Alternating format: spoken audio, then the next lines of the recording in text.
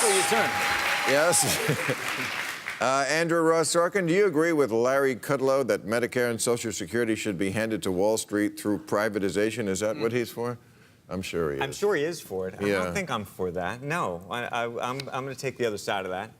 Is that where you want me to go? Well, I don't know. What are you checking with me for? I'm asking you the question. I think. I mean, Bush proposed this. I think that's a real problem. I think the privatization of so many things, actually, especially when it comes to people's pension and retirement, part of our problem has been that. So I'm going to take the other side. But as an economist, yes. Wait, I'm not. Who plays one on TV?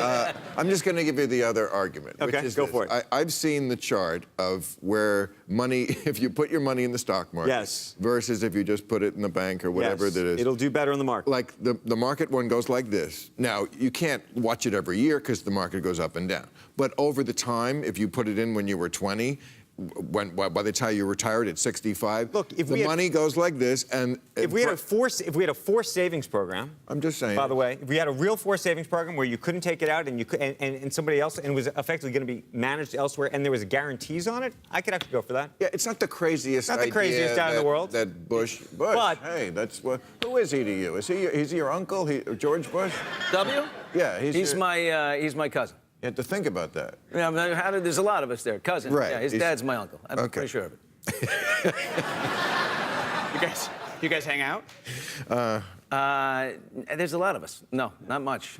So, Billy, how is the rest of the Bush family holding up under Trump, this card says? Trying to take the high road, I think. I don't know if you... Right.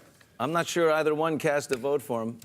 In fact, I'm pretty sure they didn't. Now, speaking of MeToo stuff, boy, the old man sure skated on the ass-grabbing.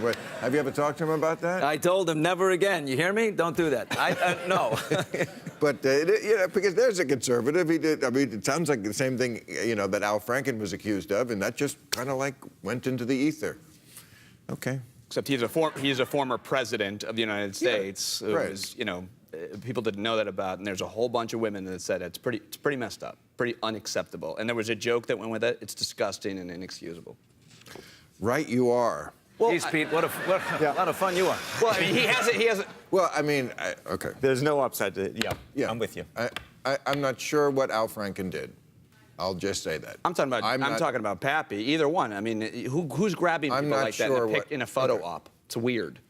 It is weird, especially and. Everybody wants a photo with Bill Maher. Have you ever even considered I don't even touch people. Take pictures like this. Yes, exactly. Every picture I take is like this. Yeah. Hands up. Okay. Why does the NRA get a tax exemption, and how do we take it away? Elect Democrats. That's a good, because they would like to say that they don't run a political action committee, but they do have that wing, and otherwise they're saying they're a grassroots nonprofit organization, but they've used the legal corporate tax loopholes to build out an entire political lobbying wing that doesn't get taxed. So that's a corporate tax loophole, but that's also because the NRA knows how to work the system. Boy, do they. By the way, and they know how to use a crisis. But they never let a crisis go to waste. Follow the money on the NRA. Now we're arming teachers. Not yet. They somehow turn that. No, one shot the other day. It's moving ahead in many states. Somehow they turn that around to a way they could sell more guns. It's moving ahead in the states where they still beat kids with paddles. I mean, it's not. I don't think it's taking hold. Certainly, it's not. There's no agreement amongst educators and experts about arming teachers. Teachers don't want that. One thing I was just going to say on money on the NRA. You can go after them on the taxes or whatever it is, but the real opportunity, given I cover the world of finance, is the companies. It's all the companies that do business with the NRA and people who do business with guns. It's the credit card companies that allow the transactions on the cards. It's Apple TV and Amazon and everybody who allows this stuff over their airwaves. Washington, unfortunately, is not going to do anything, I don't think, anytime soon. I could be wrong. I hope I'm wrong. But I think in the meantime, there's a huge swath of stuff that can actually happen, but it depends on everybody actually doing something about it. And that goes to the action related to your pocketbook, right? Consumers have to wait about 2 years before we can use our power as citizens to kick somebody out of office. I can make a decision tomorrow if I want to go to a different store. If I don't like Walmart. They get in your business? They got the business of a lot of people out of that day, right? But Dick's Sporting Goods did. Yeah. Mm-hmm. I got paddled a couple of times, and hey now. It didn't seem to destroy me. Still here. But Only when you do something really bad, you know, and, you know. I wasn't sure what kind of paddling Didn't you were have, like, talking about. though. nails in it or anything. It was... I'm not quite sure what kind of paddling he's talking about, but maybe we should move on. I'm just saying. If you worked in the White House, would you resign on principle or stay to help minimize the damage Trump causes? Oh, so I don't think there's any heroism in serving in this White House anymore. I think initially people really did think that, like John Kelly, he's like, I'm going to serve my country and do this, but it's you're not serving the public at this point, right? You're serving Trump and his personal Trump interests, and that's just not. And you don't know what they are, right? But it's actually Right. very clear what they are. Actually, they're advancing his family and whoever Right. else is willing to line his pocketbooks, whether it be Russian oligarchs or any other dictators that he may or may not want to emulate. But there is, I did work in the White House, and there's absolutely no question that I would ever work in a Trump White House. And the sad thing is, everybody who's walked out has walked out tarnished. Like it's a dead end. It's a dead end job now. Icarus, fly close to the sun. Yes. No, but anyone... And then Monica Lewinsky has a better reputation than Sean Spicer But does. would you want John Who does? Kelly? Monica Lewinsky is doing better brand-wise than Sean Spicer, the former White House press anybody, secretary. as you can attest, anyone who gets in contact with, he's a human wood chipper. People just...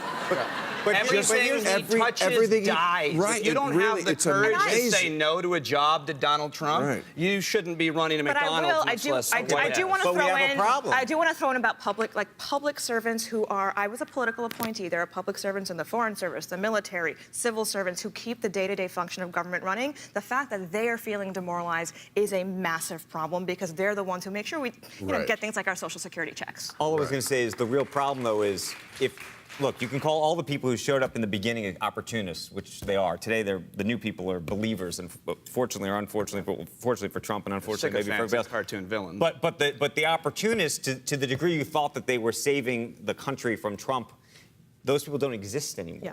And so I think Right. there has to be some thought about whether you do want some diversity of thought in the room, But even if it's going to taint people. I don't know what the right answer is. The problem is he has to want the diversity of thought in the room. But he doesn't. Exactly. Right. So, like, what do you get out of serving? Like, He doesn't want any how are you going thought to in the fix room. anything? That's what they're...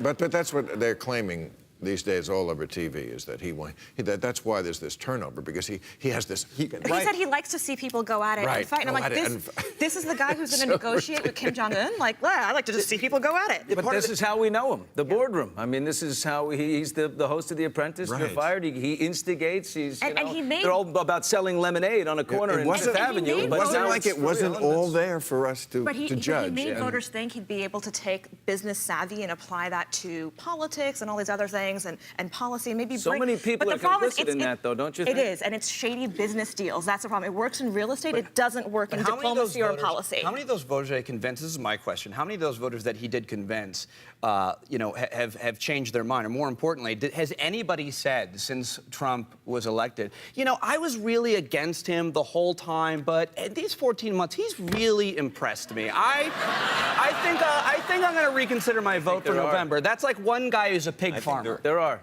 I think there are. All right. Really? Thank you, everybody. Thank you, panel.